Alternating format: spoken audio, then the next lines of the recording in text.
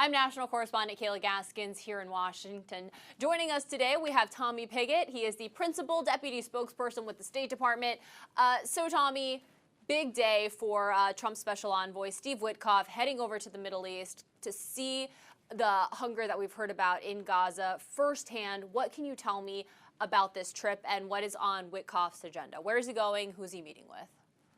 Well, President Trump has a humanitarian heart, and that's part of this trip, to see what is happening there and to also try to see if there's ways, as the president described, that we can get more aid to the people of Gaza without it being looted by Hamas. And that last part is key. Hamas is waging war against the people of Gaza. They have been by rejecting ceasefire deals, and it's a war zone that exists only because of Hamas. So it is that environment into which we are trying to get as much aid in as possible to the people that need it. So we're seeing the special envoy, we're seeing Ambassador Huckabee going to these sites, seeing firsthand, getting a sense of what's happening with their own eyes, in addition to all of the reports that we have. And then we're going to try to see, as the president described, further efforts to get food in. What we have been doing is supporting the Gaza Humanitarian Foundation, which has gotten 100 million meals to the people of Gaza without it being looted by Hamas. It'll never be enough in a war zone, but we're doing everything we can to get as much food as possible to the people that need it. When you see these horrific images of starving children, a lot of people tend to put the blame not on Hamas, but on Israel. What has it been like working with Israel in order to, get the special envoy into Gaza in order to get these firsthand views of what's going on there? Was there any difficulty with that, or has that all gone pretty smoothly?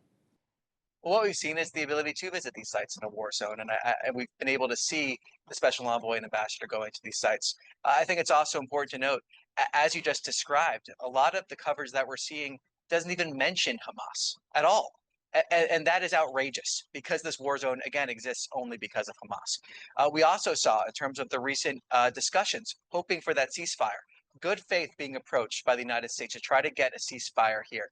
And what we saw is Israel agreeing to a ceasefire in principle, and then Hamas rejecting the deal. And that's why this war zone continues. So we're seeing that aid get in there as much as possible, given these conditions. We want to see more aid because it'll never be enough. And when we see these images, our heart breaks because of them. And that's part of the motivation that we have here, to get as much aid in as possible and ultimately end this conflict. How close are the U.S. and Israel right now to being on the same page when it comes to what to do about Gaza? Well, look, I'm not going to get into sensitive diplomatic conversations, but what I can say is that we saw Israel agreeing to that ceasefire in principle, and then we saw Hamas reject that agreement. We've also seen Hamas trying to weaponize aid against the people of Gaza. While on the flip side, we see efforts to get as much aid to the people of Gaza as possible from this administration. So what we're seeing, again, is that contrast of a war zone existing only because of Hamas. We are seeing them denying the ability to get to a ceasefire, continuing this conflict, while on the other side, we see efforts to get aid into Gaza as much as possible and end this conflict. So that's what we're seeing here. And again, important to note, Hamas bearing responsibility for this. Is the Trump administration's first choice for this to be resolved diplomatically, still trying for a ceasefire proposal? Where does the administration stand on that front? Yes, our ultimate goal is to try to end this diplomatically and end this conflict. Having said that, there is no long-term prosperity possible with Hamas having any future as governing Gaza. That is not going to be the case. Hamas cannot continue to exist. They have shown that with their barbarity again and again and again. But we have approached these conversations in good faith, trying to end this war. We have approached efforts, supported efforts, to get as much aid to the people of Gaza without it being looted by Hamas. The president is a humanitarian at heart. He is a peacemaker. We want to see this conflict end. We need to see the hostages returned home. And we need to see a future where Hamas cannot continue to exist. Those are the goals in terms of our policy when it comes to ending this conflict. We are pursuing that in every avenue possible, and we will continue pursuing that in order to end this conflict, get aid to the people of Gaza, and release the hostages. So President Trump said after Steve Witkoff does his work in the Middle East, he might head over to look at the Ukraine-Russia conflict. What role can he play making a difference between Ukraine and Russia right now? What kind of difference can Witkoff make? Well, ultimately, this is up to the parties. We need to see the parties come to the table and have discussions in terms of getting to that ceasefire and then that long and enduring peace. It's a credit to the leadership of this administration that we have seen examples where the two parties have come to the table. Our policy on this, again, has been clear: ending the bloodshed.